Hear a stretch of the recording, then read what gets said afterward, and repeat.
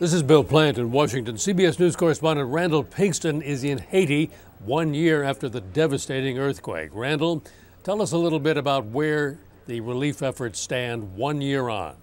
Well, Bill, to put it simply, there is still a lot of work and many years ahead before Haiti even begins to get back to where it was. And keep in mind that where it was not in a good place. Haiti, before the earthquake, was the poorest nation in the Western Hemisphere. A lot of poverty here, people existing, 50% of the population existing on $2 a day. They are worse off than that now. So coming back will take a long time. About relief. Billions of dollars were raised on behalf of Haitian earthquake victims, NGOs, non-government organizations, humanitarian organizations. The Haitian government, for example, is having difficulty. There's a big political fight going on over the election. The government institutions, 27 of 29 ministries were destroyed. So there are some problems funneling the aid to the people who need it. Right now, depending on whose estimate you believe, you have anywhere from 800,000 to 1.2 million people still in tents. Wow. Now, that's better than it was a year ago, but obviously nowhere near the kind of picture you'd like to see. And the reconstruction is hardly progressing at all, we understand. And the rubble, the piles of rubble generated by that quake have really not been cleared up in most places, right? Again, depending on whose estimates you believe, you have anywhere from 5% to 20% of the rubble that has been cleared. Now, we must say that the streets, thankfully, are passable.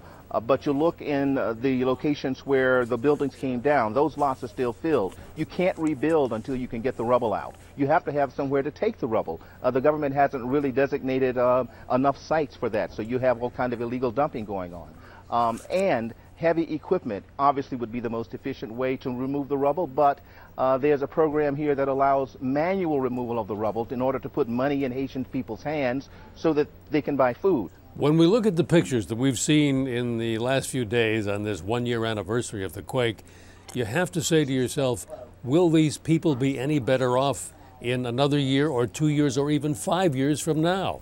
We see some signs of progress. Anecdotal for sure, but there are signs. Here's one sign. We visited one of the resettlement locations, one of the camps outside the city. It's called Canaan. It initially was littered with a lot of tents. When we were there, we saw people actually building Haitians building a concrete clinic. That's a sign that says that they know they can't come back here, and so they're trying to start over again. The Haitian government, rightly or wrongly, last spring told humanitarian organizations to stop delivering food to the camps because it was destroying the Haitian agriculture economy. And so the humanitarian aid organizations had to switch to trying to provide people with money so that they could buy their food from the Haitian markets. That's sort of inefficient, but that's what's happening here. It's baffling and it's mind-boggling, the kinds of difficulties that Haitian people have to endure on a day-to-day basis. Okay, Randall, last question. The spirit of the people does seem, in spite of all this, amazingly undaunted. Is that right? Resilience is a word you hear a lot about the Haitian people, and it is true. But underneath that resilience, there's a resignation. It's as if they're looking at the future and they don't really see how they're going to make it. On the other hand, they have children. They have hope.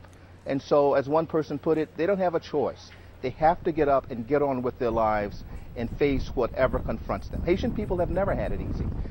This, however, is probably the most difficult challenge that this nation has ever faced.